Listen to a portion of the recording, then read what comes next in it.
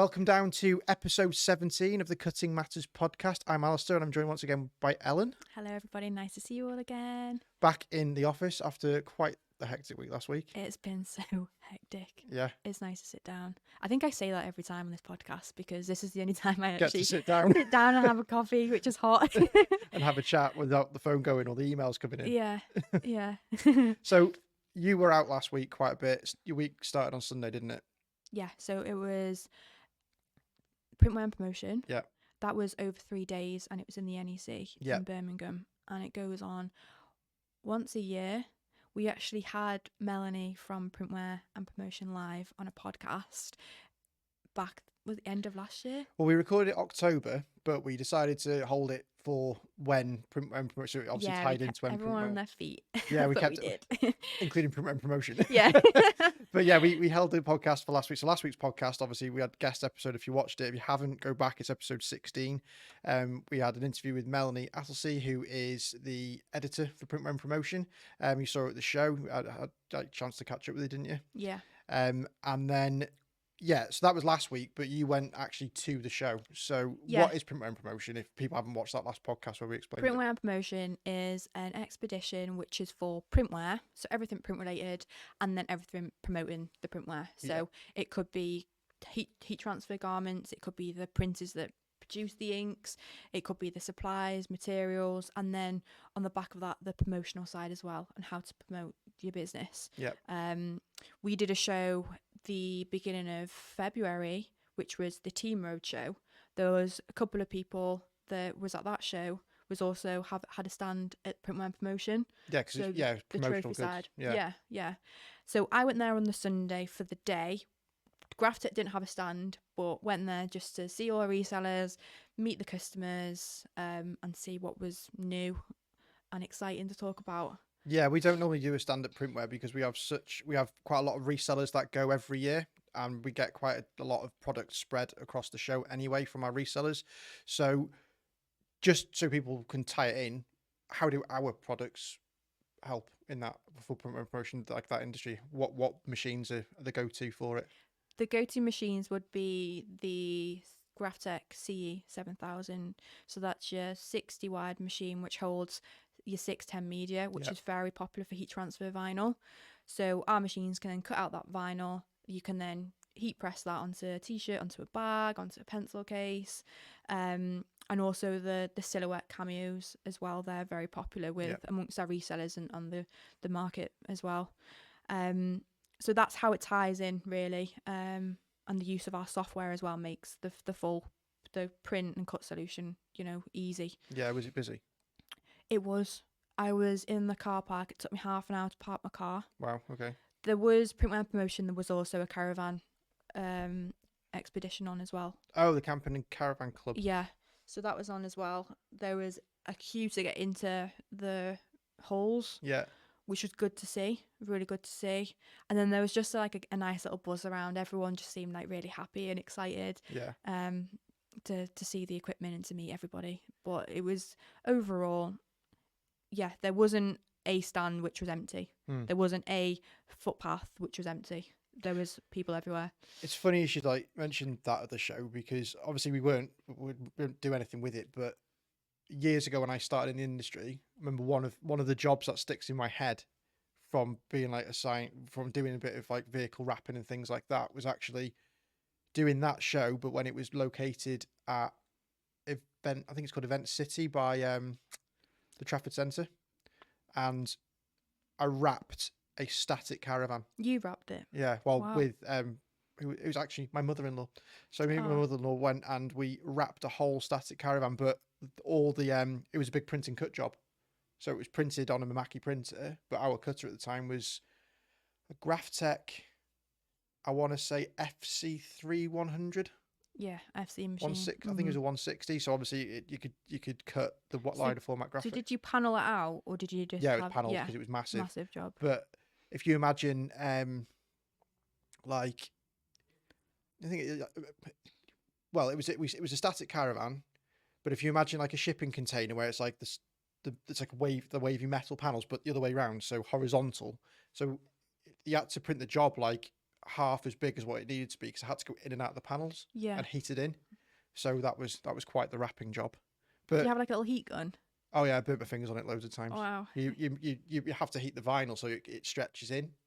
Like vinyl, heat stretch vinyl these days has come on loads since. Well, I'm talking at least 10 years ago when that. But it's like funny how our machinery is used for, say, promotion. It is promotion really because it was I think on the actual print was the finance options and things like that if you were looking to buy a static home from this particular supplier and stuff.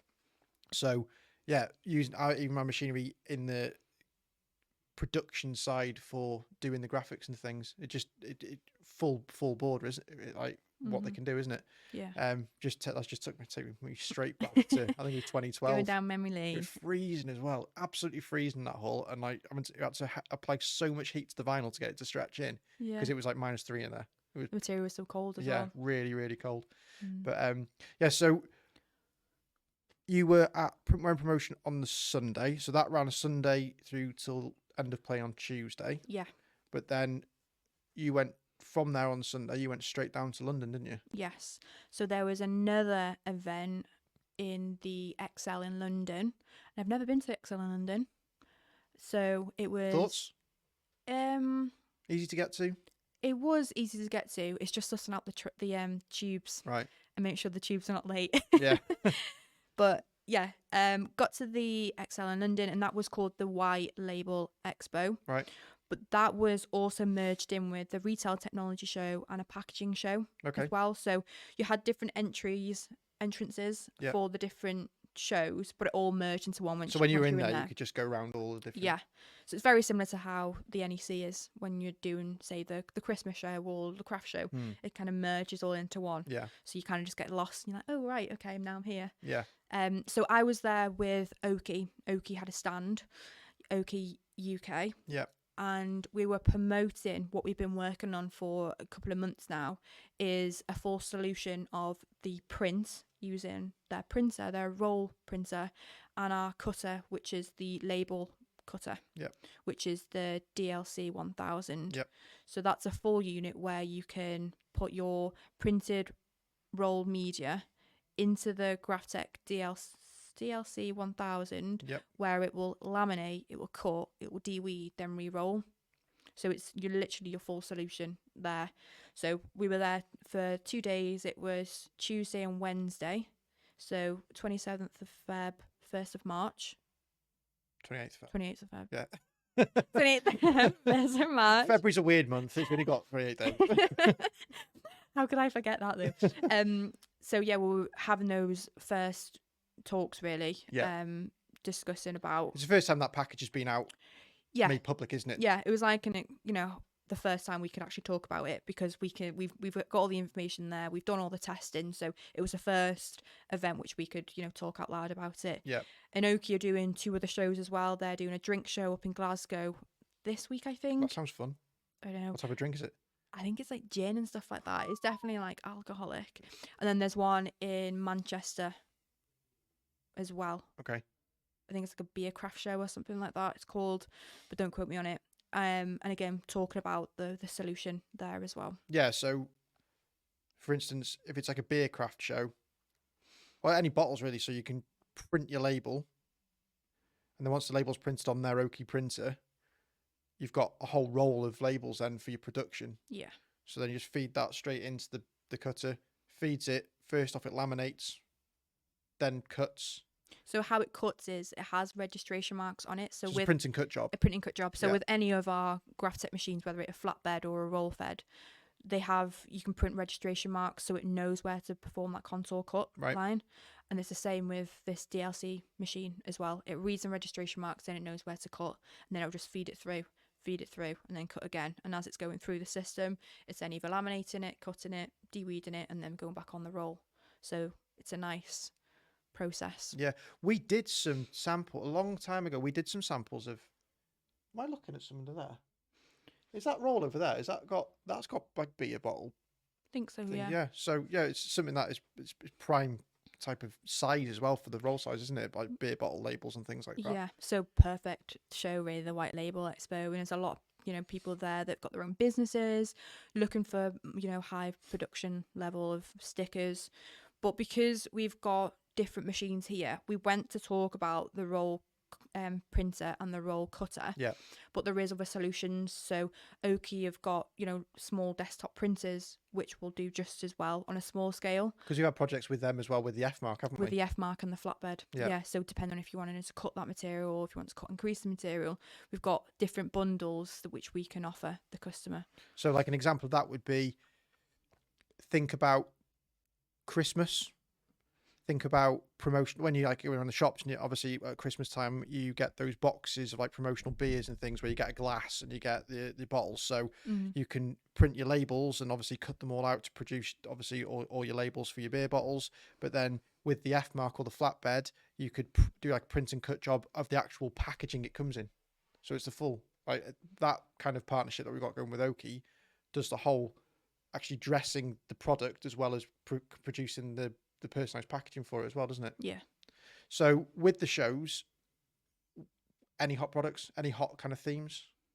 At the White Expo edition, even though like all the shows were quite merged into one, there was also car wrap in there. What was it? There was a car there. Yeah. Okay. Which was quite interesting. I think that was under the retail technology. Right. Show.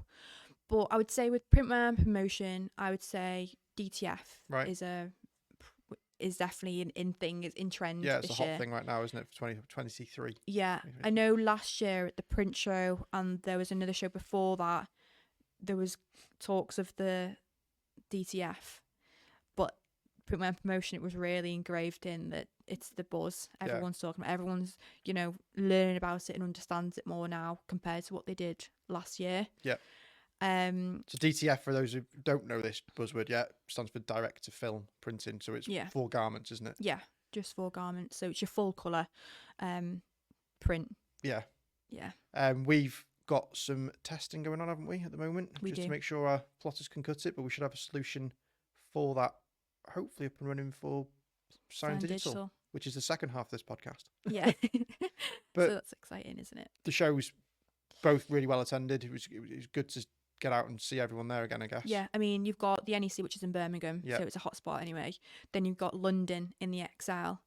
There's a lot of people in London. Yeah. And there was 3 different shows going on, so the footfall was really good. Yeah, I guess when you've got 3 different shows going on, but no actual physical definition in the hall, other than probably the carpet colour changing, people who are attending one show who aren't even aware of the other one, but because you just walk around, you kind of just flow around the show, you get exposed to... You find yourself there, Yeah, don't you? you find maybe other things that you've been thinking about, but didn't actually know it was in that particular industry.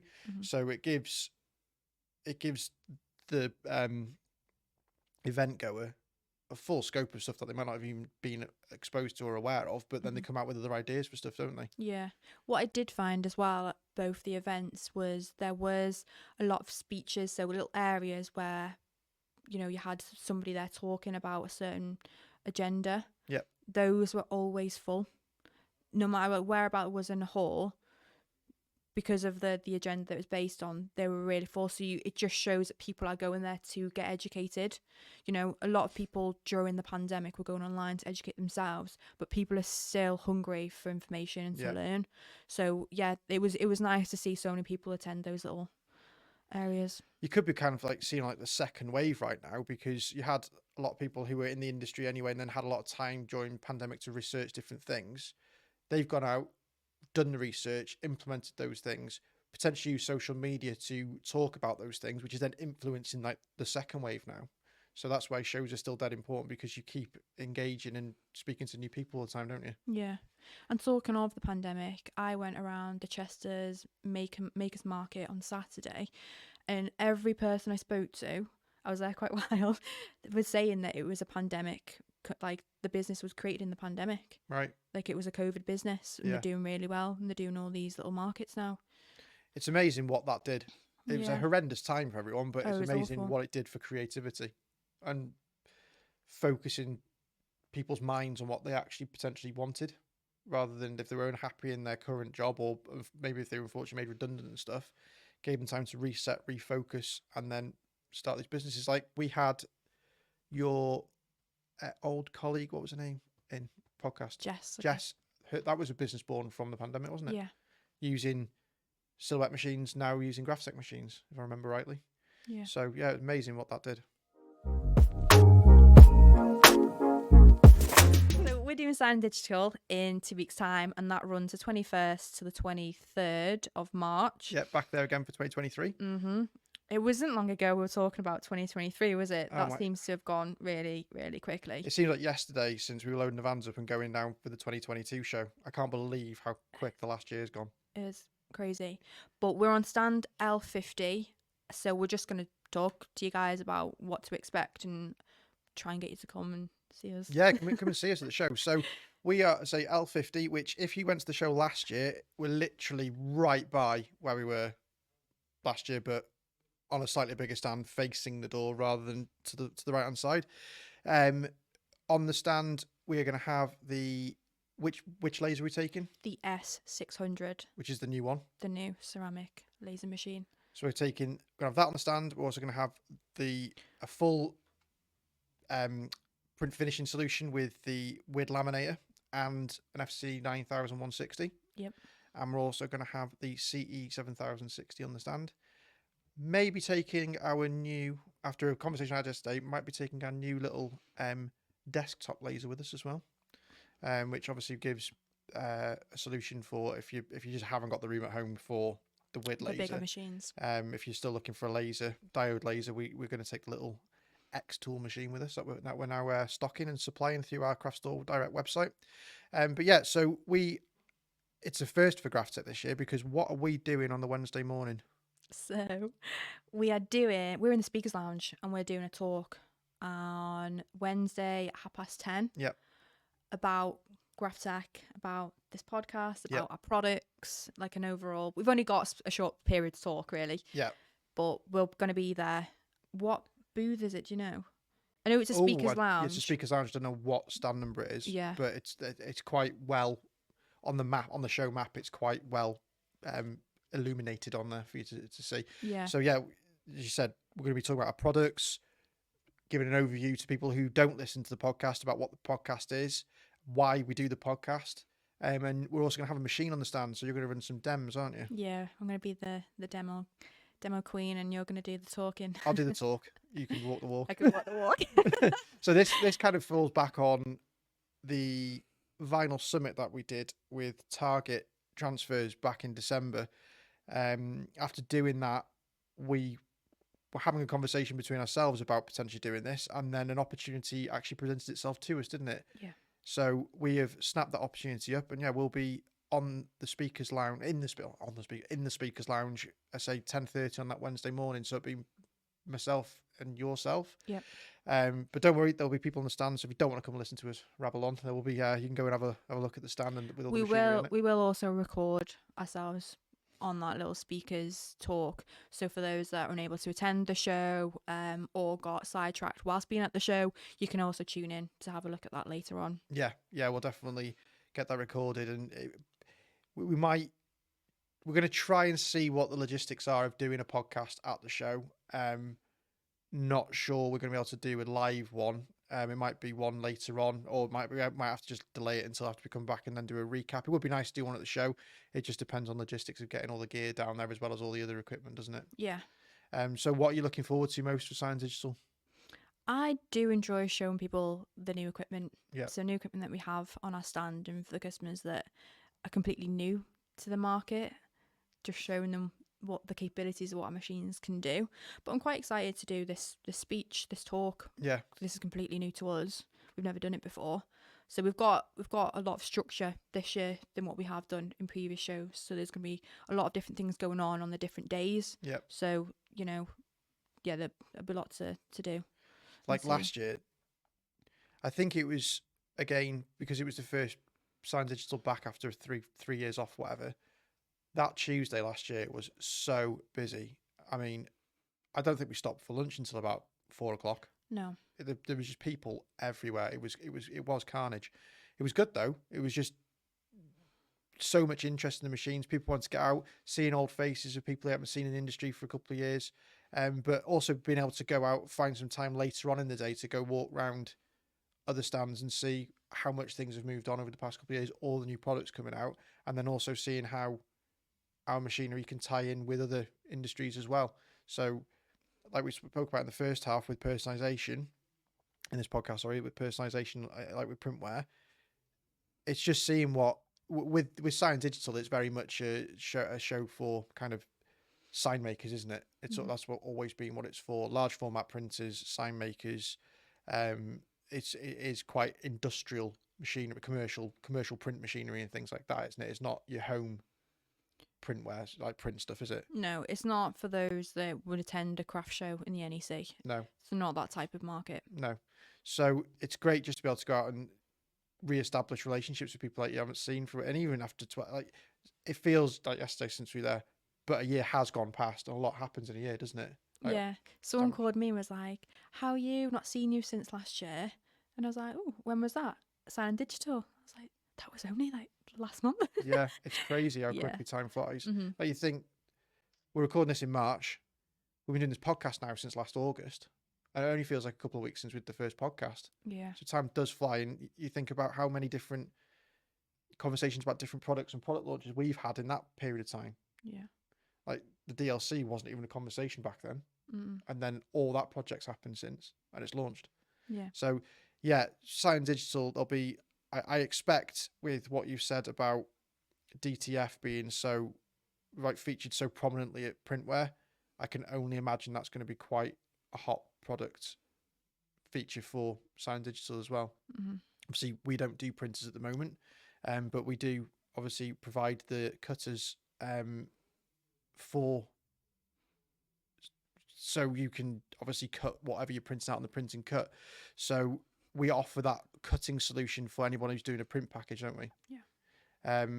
And I think what I'm most looking forward to about Sign Digital is I just like talking to customers.